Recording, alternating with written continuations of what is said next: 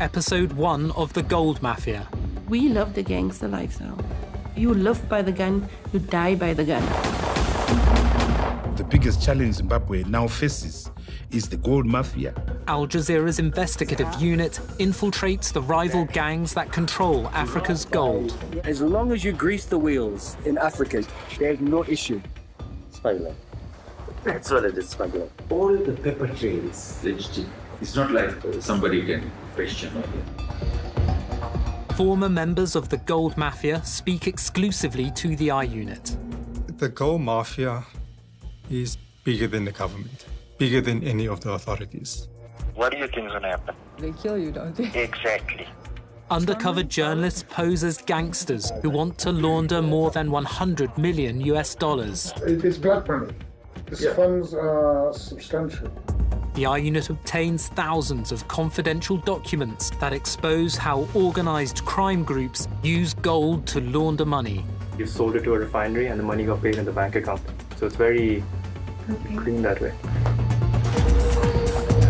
Once it's refined, it's practically brand new gold. A good washing machine, right?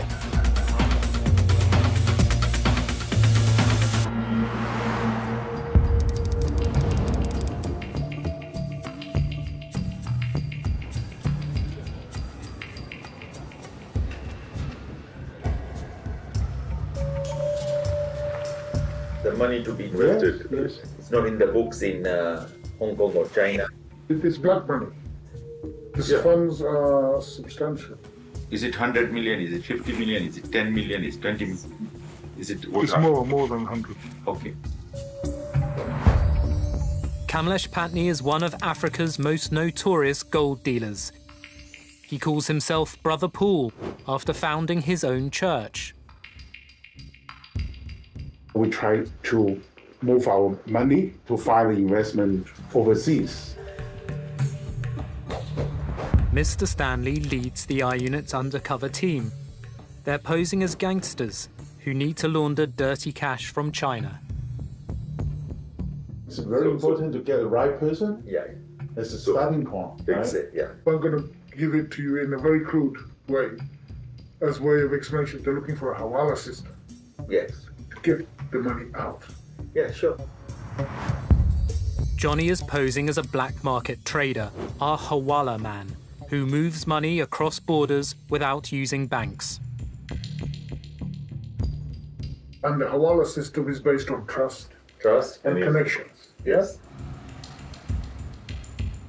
We need advice. Base. Infrastructure. Yes. Yeah, You sure. invest in you. Yeah, if you're... Because you have all the connections. Structure already. No, if you have the trust... Pattni claims to have the trust of Africa's leaders. Glory be to God, yeah. This is the President Mugabe. Oh, Mugabe. This is me. I got the award as Lifetime Africa Achievement Award. This is Uganda. That's you. This is me. Pattni was made a peace ambassador by the Kenyan Council of Elders. This is the President of Kenya, Kibaki. This is the King from Ivory Coast. This is the President of South Africa at that time, Zuma. That is, of course, the AU, Africa Union Chairman at that time. You know him, the Libyan President, Gaddafi. He crowned the Libyan leader, Muammar Gaddafi, as the King of Kings of Africa.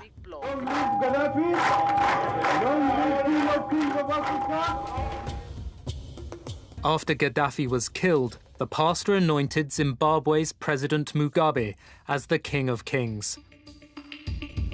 Mugabe was dethroned in a military coup in 2017. His successor is Emmerson Mnangagwa. Today, we are witnessing the beginning of a new and unfolding democracy for our country.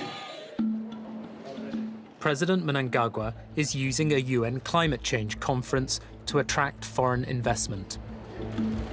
Zimbabwe is open for business. All His presidential envoy is also at the conference and agrees to meet undercover reporters. Zimbabwe is like really open for business when we say these things. Okay. He says he has the president's authority to make a deal with Mr. Stanley.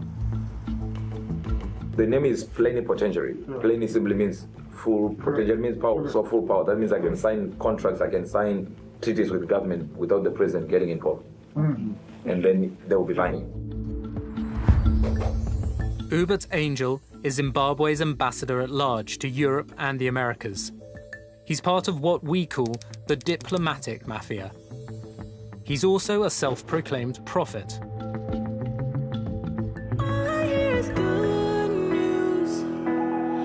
Angel leads the Good News Church, which has 15 branches around the world. Woman with a tripped nerve.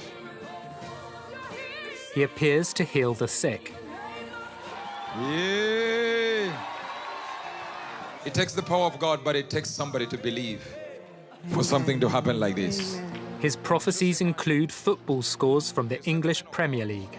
When it comes to football matches, I'm on TV, live TV, talking about it's going to be 2, this one is going to score, this one is not going to score, and it's live around the world. Before a match plays, we'll tell you if it's draw. Today is what? West Ham versus Leicester City, right? I'm just hearing. Both teams scored 2-2, just as Prophet Angel prophesied. Powered by the Holy Spirit, Hubert Angel. We have the men of God working with us. President Mnangagwa appointed Angel to one of the country's highest diplomatic posts. He is my first ambassador at large assigned to promote Zimbabwe brand. We had to subject this young man to training in diplomacy. It's difficult to train a prophet. We were surprised that he did well. An ambassador at large, I'm ambassador to 85 countries. But on the special envoy, I'm a representative of the president. You are representing the president. Yeah. So if you then look on paper, on that position, I'm number 2. And there's no position like that in the country. It was just one position that was never filled in. And it's created for you. Yeah, it was created. So one and only one. Miss Sin is another undercover reporter. She's posing as Mr. Stanley's financial advisor. We are the government. Yeah. That's right. So I can call the president now, not tomorrow, now, and put him on speaker. It's not an issue. The president's trying to create a legacy right now. Yeah. So it is the right time to strike now. Yeah. And go like we're in. Angel claims to foretell the destiny of Africa's leaders. 4 days before the Ghana presidential elections, Prophet Hubert Angel gave the word of the Lord, declaring the outcome. No, it's not the rejection of Muhammad, but he that is called Adonana shall remain in power. And you want to know what will happen in the election in Zimbabwe? How many times have I spoken about it? All I'm saying is don't... Mnangagwa's win in 2018 is known in advance. Political parties. There's no point supporting the opposition. Don't waste your time wearing all these t-shirts and regalia and meeting people at these conferences and these meetings. Just concentrate on Jesus, eh? You waste your time. Mnangagwa will also win Zimbabwe's next election. The deal to launder Mr. Stanley's money is safe. Okay, let me just say, don't worry. You're the president. Don't worry about it. This president will be president until he dies. That's what that's said a lot. I get your word.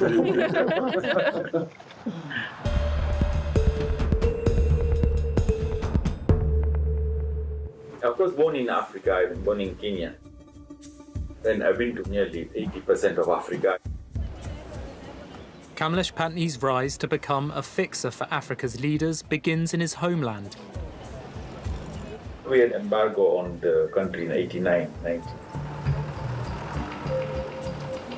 It was dictatorship that time. It was single party. President Moi. Arap Moi. Daniel Arap Moi refuses to hold free elections. In protest, Western donors block aid.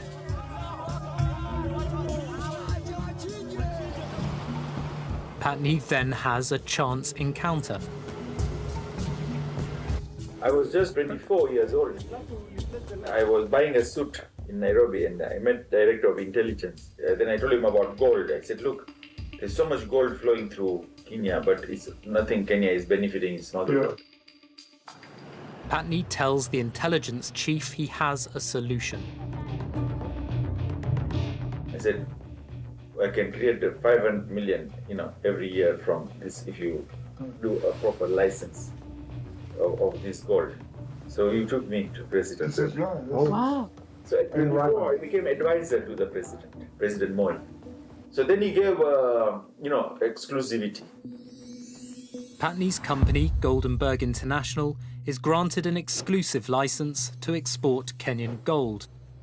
Instead, gold from what is now the Democratic Republic of Congo is smuggled into Kenya. He sells it abroad and receives a 35% commission from the government. In total, Pattni pockets $600 million.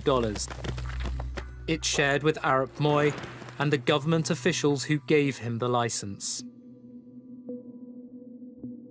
Kamlesh Pattni is a criminal mastermind, is the only word to describe him. He managed to implement a illicit gold money laundering scheme, which nearly took away over 10% of the Kenyan GDP in value. I've written books on that. I'll give you the book. Yeah, I've written on how democracy should work. But of course, in '92, there was a lot of fights, riots in the street, and they wanted multi-party. Pattni has advice for Arap Moi.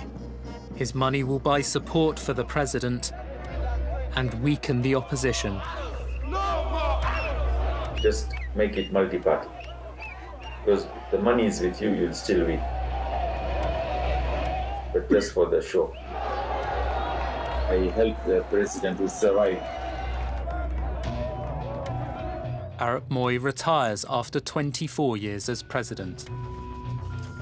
Opposition came in, then they discovered me. They said, who is this young person who kept the president in power and win the election? Then they fought me.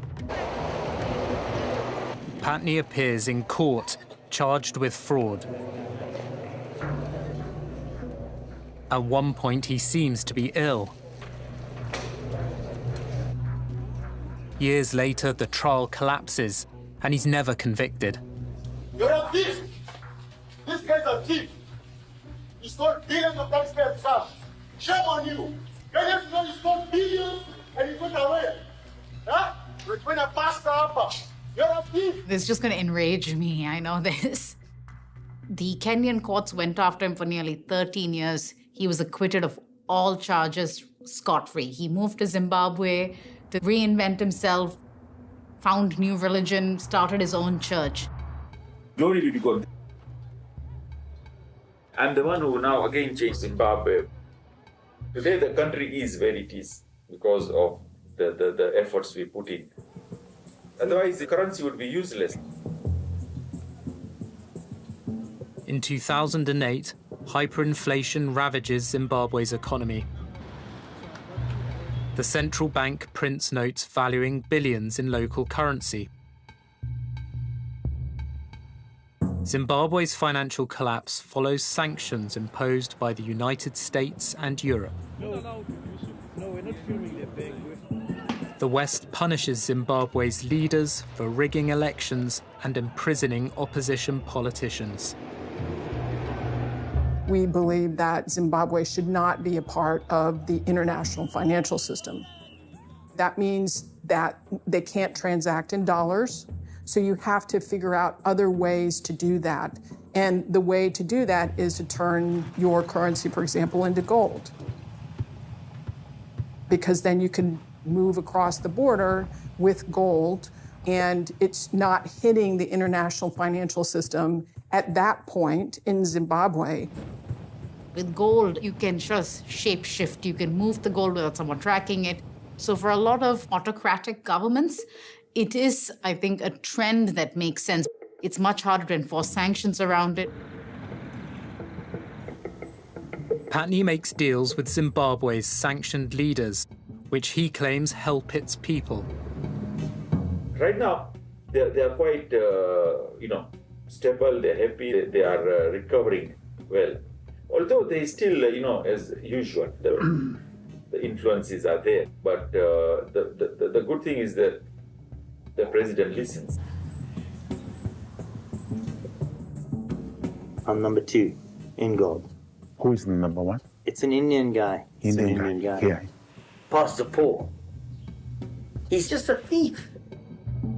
He almost put Kenya into liquidation. That's how big he is. Pattni's rival is Ewan Macmillan.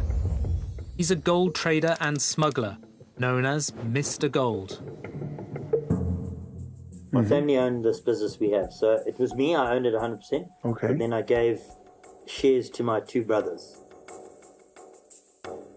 I went to jail first time for gold when I was 21. And then I went to do a lot of prison in the 90s.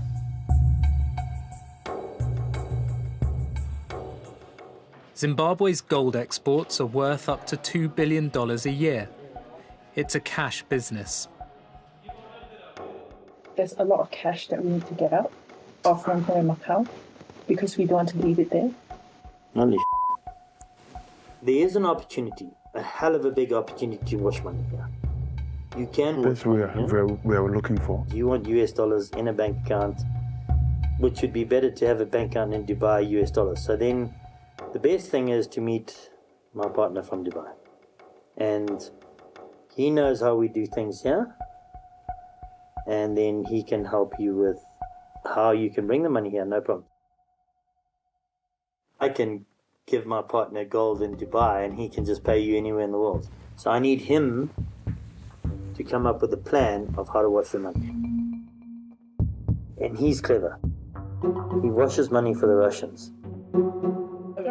Mr. Gold's partner in Dubai is Alistair Matthias. Alistair. Young guy, huh? Matthias is also a gold trader. He's a financial architect who builds money laundering schemes for corrupt politicians. Thank you for coming. No. Alistair has a seat. This is my partner from Dubai. Yeah, Ewan was saying you helped the Russians. Yes. Shut up. We want to make sure that the mechanism works. Okay. I've been doing it for about almost 13 years now, 14 years. Matthias offers to launder Mr. Stanley's money through his gold trading network across Africa. Ghana, I do one ton, so I do $40 million every month out of Ghana. This region, I do probably about 500 to a ton again. Yeah. So I do roughly about $70-80 million every month. So we can export from Zambia, I can export from South Africa. We have a company in Zambia, Angola, Mozambique. We can export from anywhere.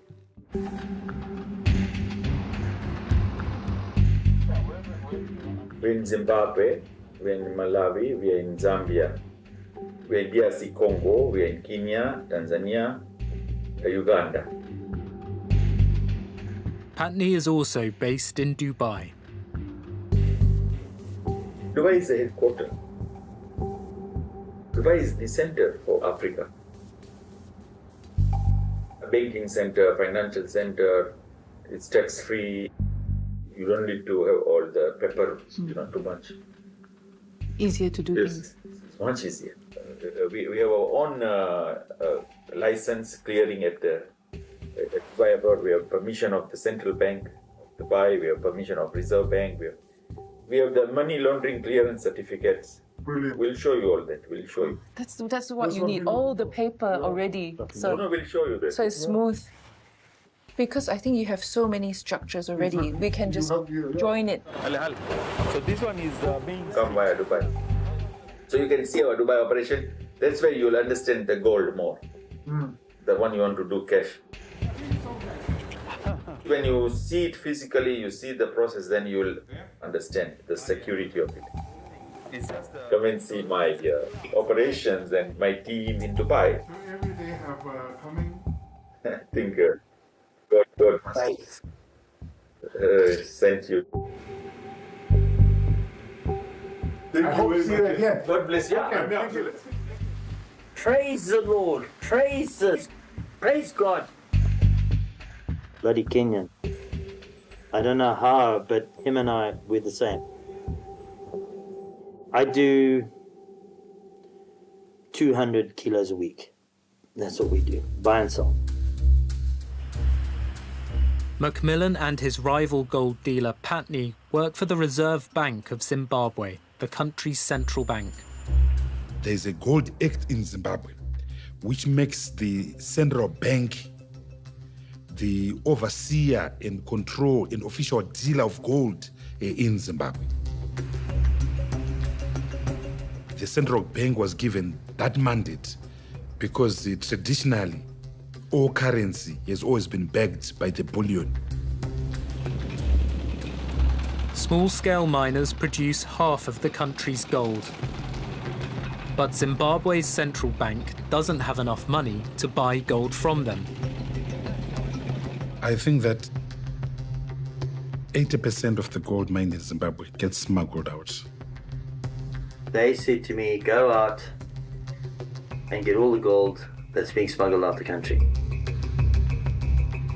Pattni and Macmillan buy the gold on behalf of the central bank.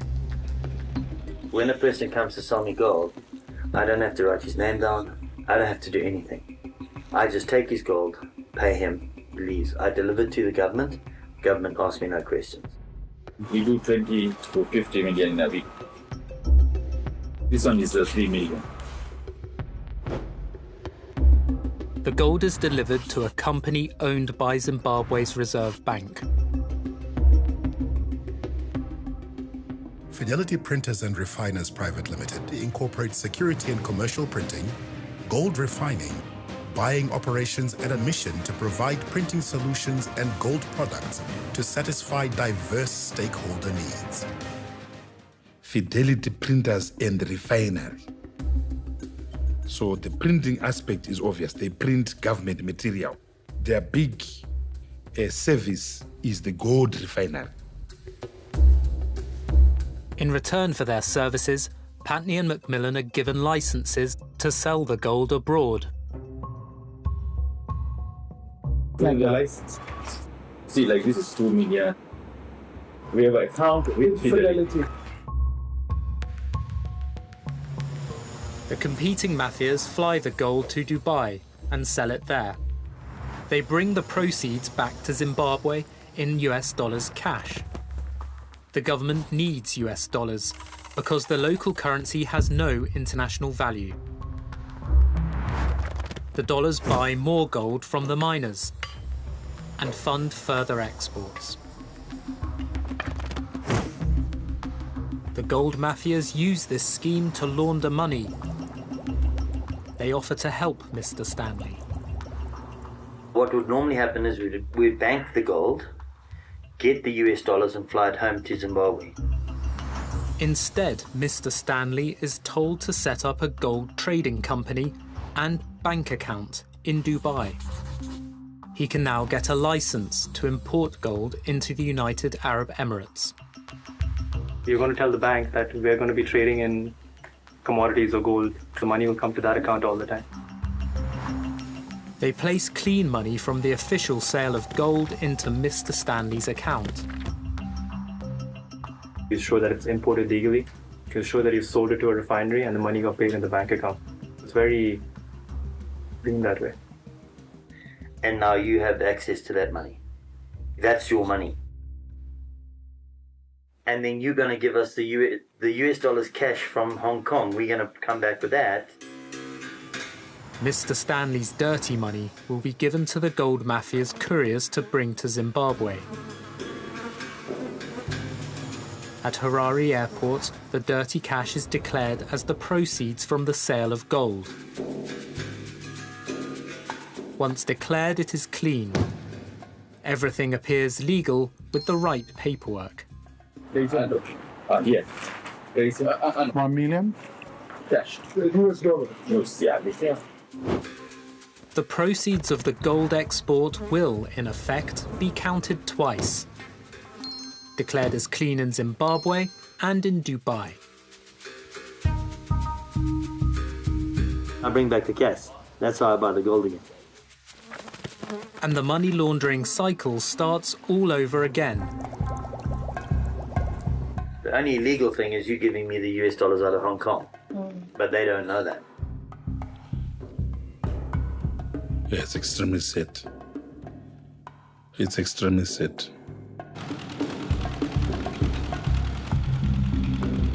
We've got world-class deposits of gold, but we have nothing to show for it, thanks to people like Mr. Macmillan. The biggest challenge Zimbabwe now faces is the existential threat that comes from this mafia, the gold mafia. Pattni then offers another way to get Mr. Stanley's dirty cash from Hong Kong to Dubai. There are two ways of this. One is carry, yes, or second is hawala. Hawala is sort of a catch-all term for an informal way to move money outside of banking channels. That is, in its essence, hawala. Hawala usually involves financiers with close family or personal ties who swap funds and keep track on ledgers. Hawala is an incredibly common money transfer system, and it works very simply. You have somebody in country A, and they get money from a customer. Let's say you want to send $100. In our case, Pattni's Hong Kong agent would take Mr. Stanley's dirty $100 bill. They will mark it on their ledger as money received. They'll send a message to their counterpart saying, "We received this money, please pay out the same amount."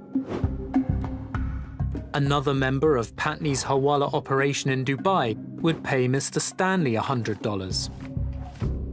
So $100 isn't actually physically sent, but on the other end, there's sort of a settlement of accounts done.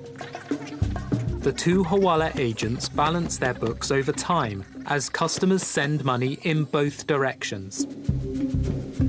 On the one hand, it is a legitimate mean, sometimes the only mean for economic migrants to move money, but it can also be used as a way for criminals and criminal enterprises to evade detection through the banking system.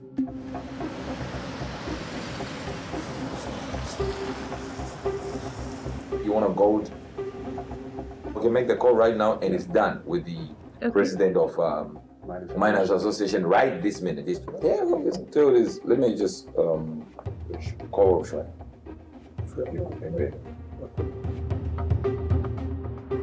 Henrietta Rushware heads Zimbabwe's Miners Federation. She's also the president's niece. I've got my people here. Hey, shut up and listen.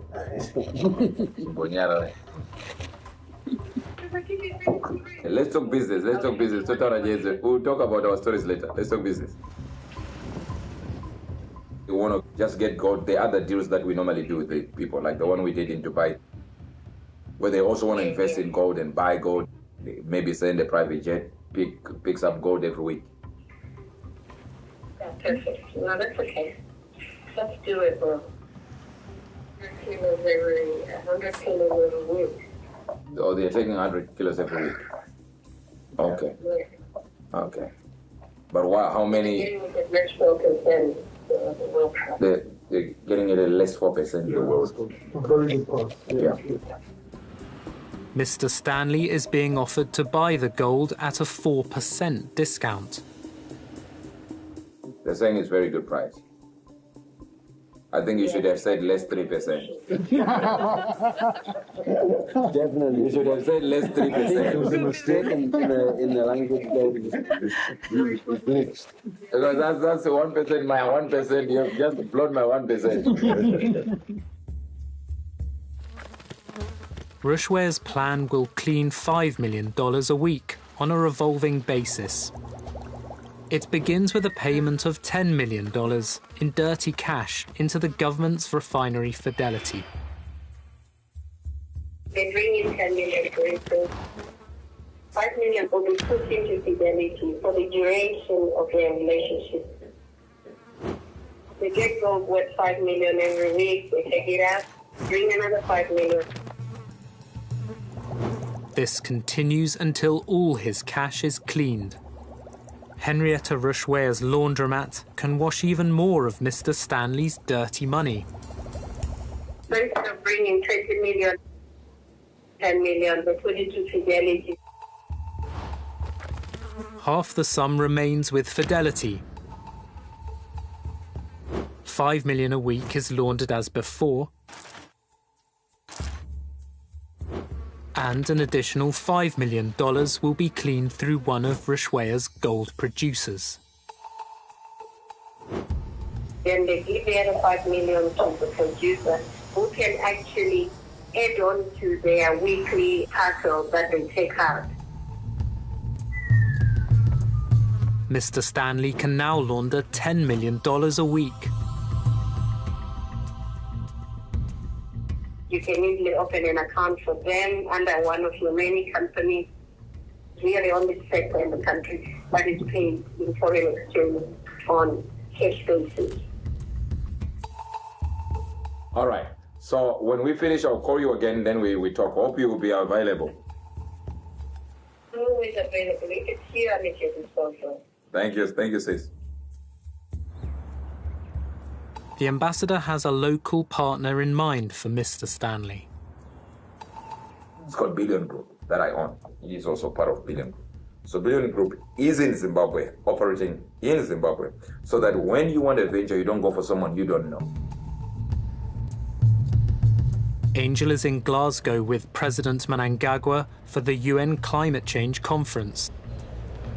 Angel offers Mr. Stanley a meeting with the president. We're working on your meeting with him. He's at the meeting right now, so he finishes around 7, 8, 9. Mnangagwa claims that sanctions hinder Zimbabwe's commitments to a greener economy. The removal of the illegal sanctions imposed on my country will undoubtedly enhance the timely achievement of our commitments. Sanctions limit the ability of Zimbabwe's politicians and state entities to trade. This country has sanctions, so the country can't sell the gold anywhere in the world. So an individual can sell it because he doesn't have sanctions. Macmillan has family ties to another businessman involved in assisting the government to break sanctions. He bankrolls this whole country. He phones up the governor, the Reserve Bank governor. Hi, I want a meeting. Okay, fine. What time? Free at 11. I'm coming at 11. Okay, fine. He owns one of South Africa's largest cigarette manufacturers. He has a brand named after him.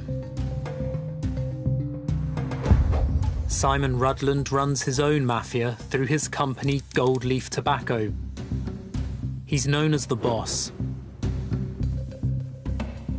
He's massive. He is one mother, my friend. You have no idea how big he is. Rutland exports more gold than Macmillan and Pattni and has a different deal with the government. He's connected to Zimbabwe's ruling elite. His business partners include a retired general, a former sanctioned energy minister, and Mnangagwa's former Minister of Foreign Affairs. An ex-Minister of Mines buys a company from Rutland for over $800,000.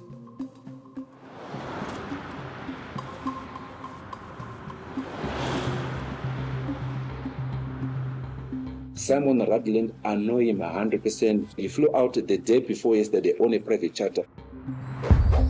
Moses Nango works for South African Airways at Harare Airport. He offers to help the I Unit's undercover team to smuggle gold. I've been working at the airport for the last 23 years. I've been helping people to move gold. I've been helping people to move money. I've been helping people to move diamonds. Moses describes how Rutland and his Gold Leaf Mafia break sanctions on behalf of the Reserve Bank. Simon Rutland has got a special deal. What they do is, once if they get the gold, they get the escort all the way to the airport.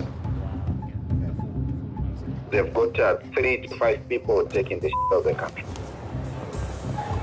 They carry gold. They give him the gold. He has a contract to move from Fidelity to Dubai.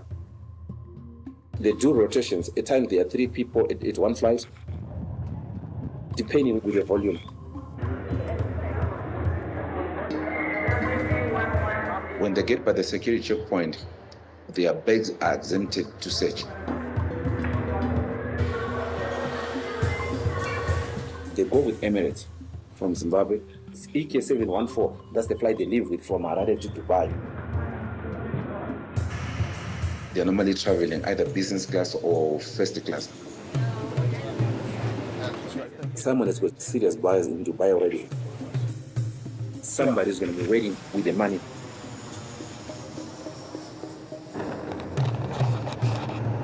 The couriers exchange the bullion for cash and take the next flight back to Harare. The same flight they left with, that's the same flight that they come back with. EK713 when it's leaving Dubai. The couriers pass through immigration at Harare Airport.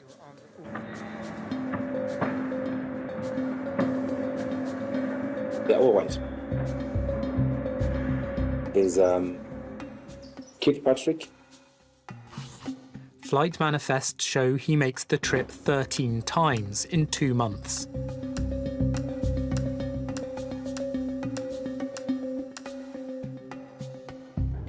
An I-Unit surveillance operation observes Rudland's couriers at work.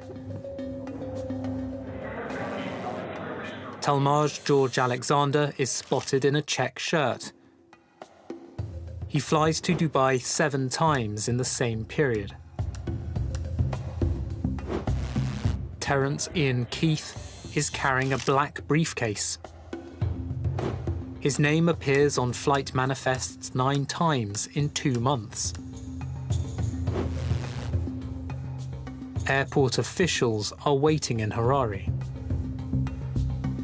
Johannes Swan. They greet Johannes Swan as he arrives.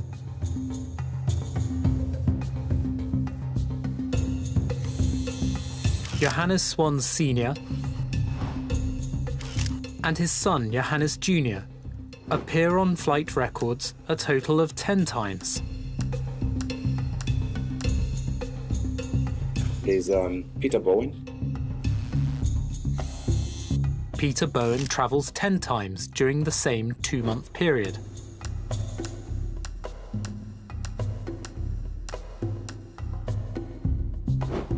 The I-Unit obtains a reserve bank document authorising Peter Bowen to export over 66 kilos of gold from Zimbabwe to Dubai.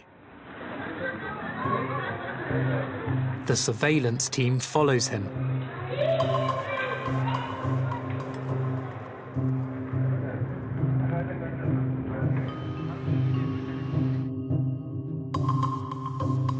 Bowen lands in Dubai at 6:40 in the morning. He hands over the gold and waits in the airport lounge. Just 3 hours after he arrives, he's back on the plane. When they get here to Harare, they just come outside by the arrival exit, hand over the cash, get another consignment, got on the same flight, going back again. Rudland's couriers earn cash for Zimbabwe's leaders in breach of Western sanctions. Government says to him, I've got 400 kilos to move to Dubai. Then he exports the gold to Dubai and then brings the money back and gives it to Fidelity. The gold is sold to a Dubai company, Orlean Global Trading. Orlean is also part of Rudland's business empire. It receives millions of dollars from the accounts of Rudland's company, Gold Leaf Tobacco. The government broke here, so they don't have enough money to buy the gold. So he says, okay, don't worry, I'll lend you the money to buy the gold. Rutland finances the sanctions-busting operation by providing an advance payment to Fidelity. He gives Fidelity the money to buy the gold for him to export. Fidelity's debt with him is, at any one time, 200 million, 250 million. No, he's huge. I think we are losing about $1 billion in illegal gold exports, which is a euphemism for gold smuggling. I think we are losing about $1 billion, and Simon Rutland is at the center of that.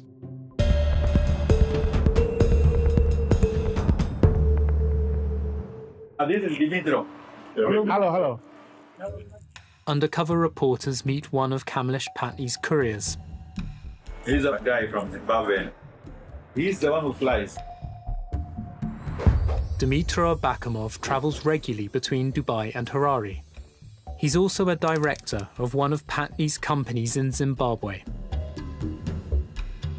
Our surveillance team observes him at work in Harare airport. We have to have a lot of documentation to be allowed to handle this. A letter from Fidelity to Dubai Customs names Dmytro and a relative of Pattni as couriers. It authorizes his company, Susan General Trading, to carry $3 million cash a week into Zimbabwe. The Reserve Bank announces that Susan's jewelry and gold exports are the country's top US dollar earner. Susan has developed a network that gives it financial clout, generating $168 million in 2020. Susan's business is considered so valuable in generating hard cash for Zimbabwe that the government pays it a bonus worth 18% of its exports. But documents obtained by the I-Unit reveal that it's all part of Pattni's latest gold scam. We track down one of his former accountants. He exports jewelry and gold bar to Dubai or rest of the world. In the exchange, he has to bring foreign currency to Jim. On paper, he's bringing money to Jim. When Pattni's couriers return to Harare from their Dubai trips, they declare their cash at the airport. Anyone bringing currency has to declare at the airport with the form 47 that generally we call blue form.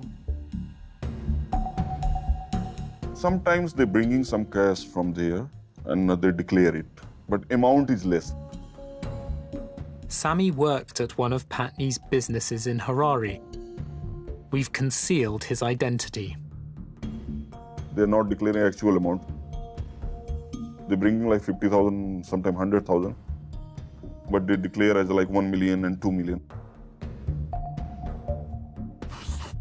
One blue form records Pattni himself bringing $1.2 million in cash. The money is the proceeds of jewelry sold in Dubai. But Pattni doesn't bring $1.2 million back to Zimbabwe.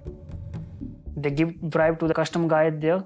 They tell them to stamp their blue form, put the amount there, that they are bringing 1.2 million, but actually he did not bring that 1.2 million amount. Raj records the actual amount returned by Pattni in his ledgers. Instead of $1.2 million, he brings less than 100,000.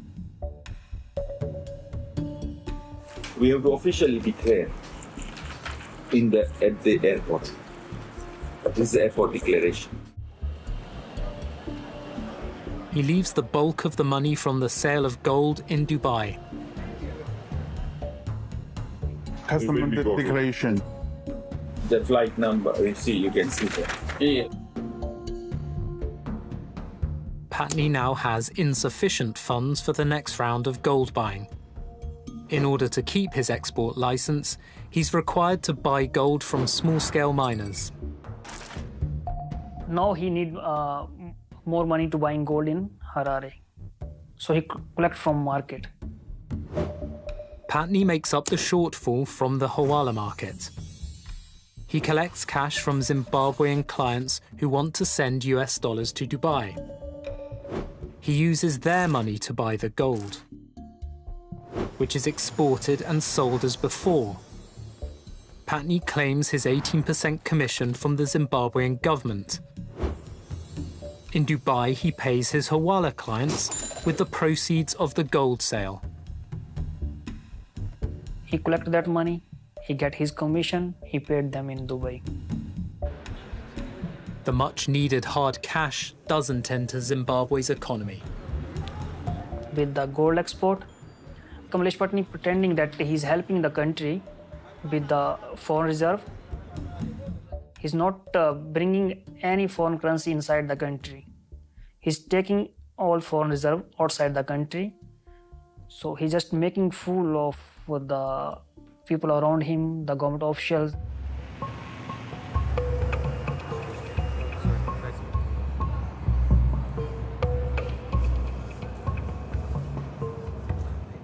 I'm not stupid. I have 2 degrees in finance. So I've done a lot, okay? I'm in the Forbes magazine. I've been in the Forbes rich list of 2013. Yes. Yeah, Africa Forbes rich list. Yeah. And remember, I'm also a minister of the gospel. Yeah. We will bring the capital, the cash. Basically, we want to invest the money. Yeah, and What Mr. Stanley is saying is it's money that cannot be declared in the country of origin. We've already discussed it. That we don't want to talk about. But we have the blessing and it won't get us in trouble. Trust me, I did this, okay? This is what is happening. I told you. And we got that. Okay? This is going to be how much? At the beginning, at least 1 million something. 1 billion? Yeah. Now, we have done maybe for 200 million, 300 million, but we have not done for 1 billion per se. Angel and his assistant take Mr. Stanley aside. What I'm telling you, I'm the second largest diplomat in the country. Do you know I can carry me in a bag and nobody's allowed to touch it? I can carry me in a bag and nobody touches the bag. Right now, I can put this bag like this with 1.2 billion and put a red tape written diplomat. That's it. He'll use his diplomatic cover to fly Mr. Stanley's $1.2 billion into Zimbabwe. So it's a very, very easy thing. It will land in Zimbabwe. Zimbabwe can't touch it. Yeah. Until I get to my house. Yeah. Yeah, you can understand. Oh, so it will be a diplomatic play.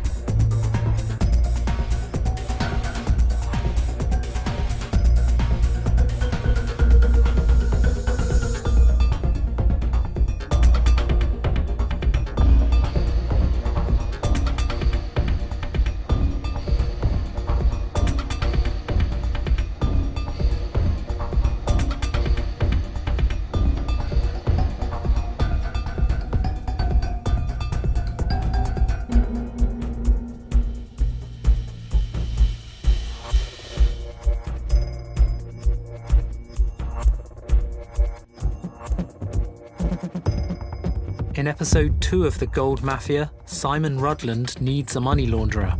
He's a billionaire. He's a billionaire. He controls 90% of this government. Then he finds one. He's held up as this shadowy figure that controls money laundering in South Africa. There was 15 million rand in cash in the houses, in suitcases. And Mr. Stanley's meeting with President Mnangagwa comes at a price. Because his time is so valuable, the facilitation fee will be $200,000.